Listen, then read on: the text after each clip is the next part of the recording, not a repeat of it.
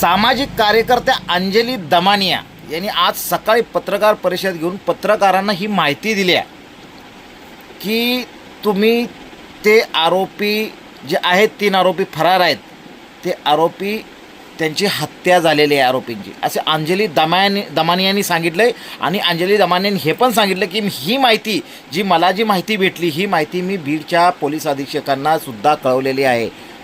ही जर घटना खरी असेल मित्रांनो, ही घटना जर खरी असेल ना, तर महाराष्ट्रात ह्यापेक्षा वेगळं काय होईल अशी सगळ्यांना, म्हणजे कुणालाच असं वाटलं नसेल की असं काय होईल म्हणून.